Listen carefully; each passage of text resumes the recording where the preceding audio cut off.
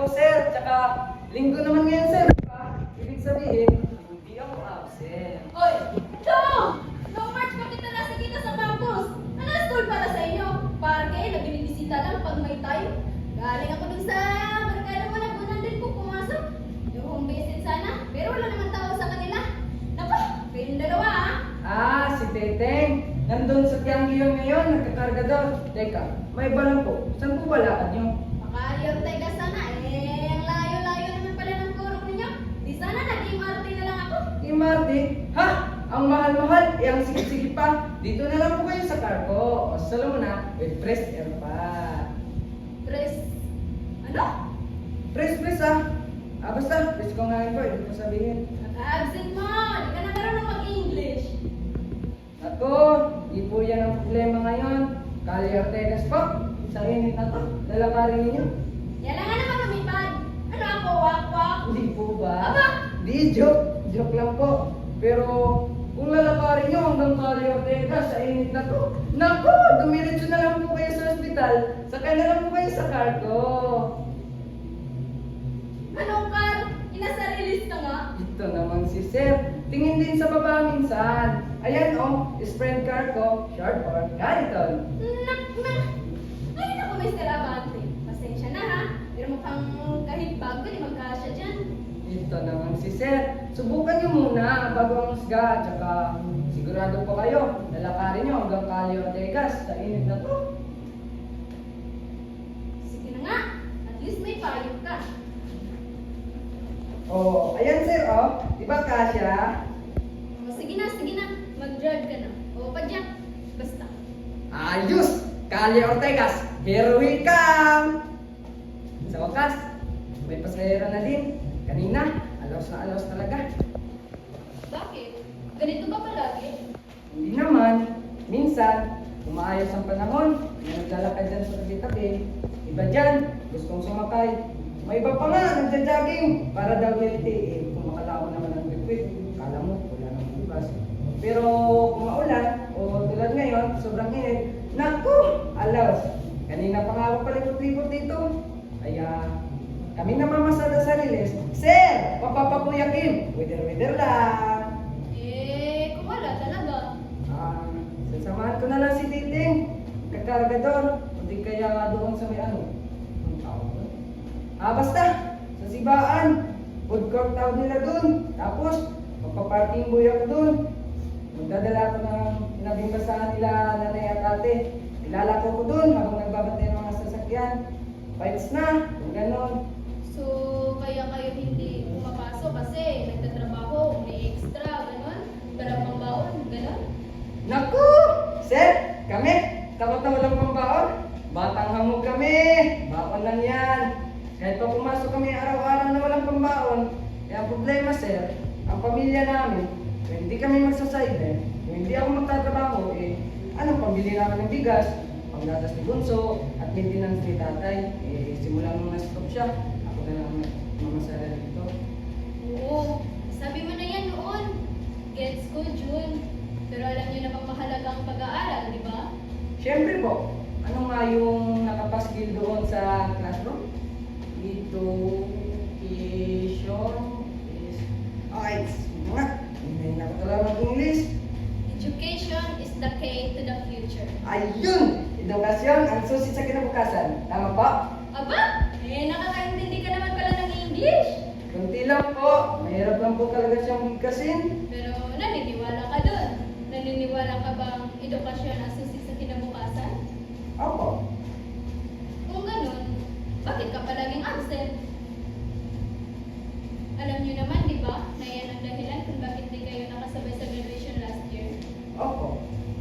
Hindi ka ba nanghihinayang, June, na yung mga kabatch mo last year, college na ngayon? Naalala mo si Di Guzman? Engineering student na siya ngayon.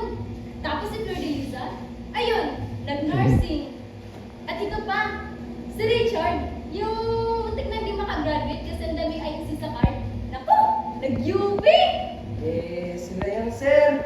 Siyempre, si Di Guzman, rated yun. Tapos, si Flor de Liza, nasa Saudi nanay nun. Tapos, si Richard, itatamad-tamad lang yun, yung daming backer nun.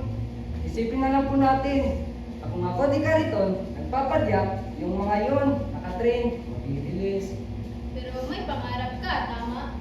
Ano nga yung sinuot mo nung career din nyo sa grade 10? Wala po ako nun. Di pinasali. Meron lang masuot na costume. Ang luma-luma na eh. Di naman nakabili ng bago. Anong pangarap mo maging? Doktor po. Doktor ni tatay. Kung hindi ka makakapagtapos, hindi ka magiging doktor. Yan na nga po yung problema. Libre mangarap, pero mahal mag-aral. Di bagay sa aming namamasada ng sarili. Lupang hinirang, duyan ka nang magiting sa manlulubi. Di ka pasisi. Sa tingin niyo po, sir, sino po ba ang naninilig sa sitwasyon ko ngayon?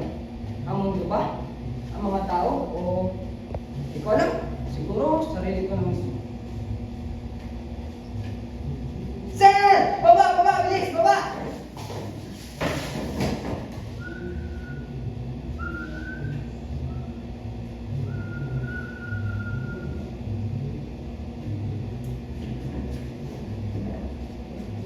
Halina po kayo. Mainit ang alam kasi wala nang pagtatalian ng payong. Bibit-bitin ko na lang. Ha? Bibit-bitin ko na lang ang payong iho.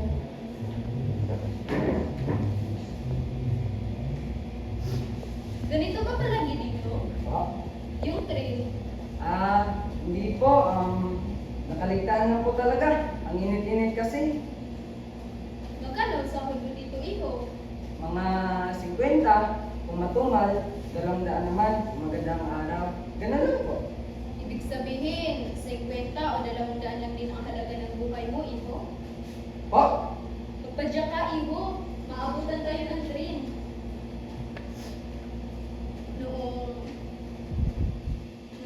Nung bata pa ako, June, naalala ko na uuwi ako sa may bintana ng bahay namin. Sa probinsya, ubo pa yun. Tapos, titingin ako sa kalsada. Papanoorin ko yung mga bata, mga kasinidad ko. Mga kalaro ko pa nga yung iba na pauwi galing school. Sasaya nila. Puro sila tawa. May nagyayabang pa nga na naka-perfect siya sa test. May nakakuha siya ng 3 stars galing kay mom. Hindi ako makapasok. Natakot ako eh. Pero di ako takot sa school Takot ako sa papa ko. Lasinggero siya. Bayolente. At tuwing nasa school ako, binubugbog niya si mama sa bahay. Kasi bawat uwi ko may bagong pasana naman si mama. Kaya tumigil ako. At nung namatay na si mama, at nakulong si papa, tsaka na lang ako ulit nakapag-aral. Madalas, di natin choice ang mga nangyayari. Madalas, wala tayong ibang magawa. Madalas, sa sobrang dalas, nakalos palagian na. Wala bang ibang paraan, iho? Yung hindi nabubuhis ang buhay. May napagtanto po ako, sir. Simula nung ako na lang namamasada sa Riles, matapos ma-stroke si tatay. Tama po kayo. Madalas, di natin choice ang mga nangyayari. Totoo lang po. Ayaw ko dito. Ayaw ko sa Riles. Galit ako sa Riles. Pero, para bang buhay na mismo ang nagsabi na, Jun, dito ka makikipagkarera ka sa train, mamamasada ka sa Riles.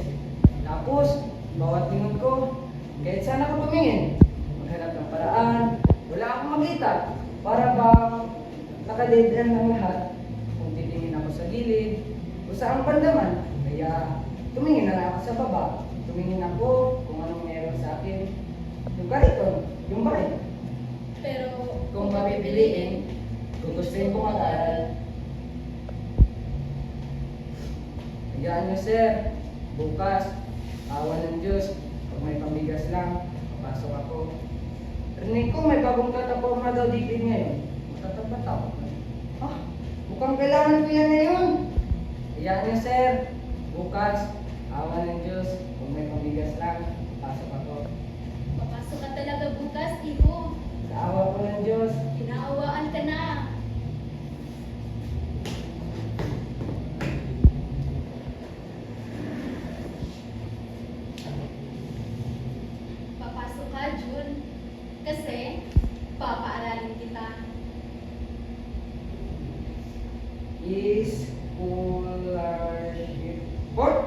Sir, iskulan? Oo, Jun. May napagtanto kasi ako simula nung ako nagturo. Hindi lahat na nag-aaral, may pangarap. At hindi lahat na may pangarap, nag-aaral. Lahat may kinabukasan.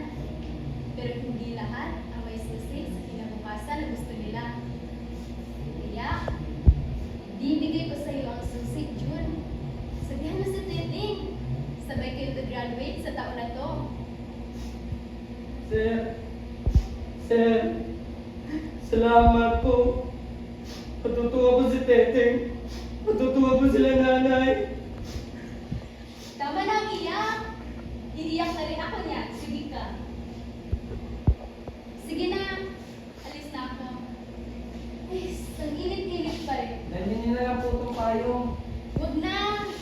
Sa Cali Ortegas lang din naman ako eh. Nakakarating rin. Hayaan mo, Jun. Di mo pa siguro nakikita kasi malayo pa. Pero may Cali Ortegas ka rin. Lahat tayo may Cali Ortegas. Lahat ng pasada may hangganan. Padyak lang ng padyak.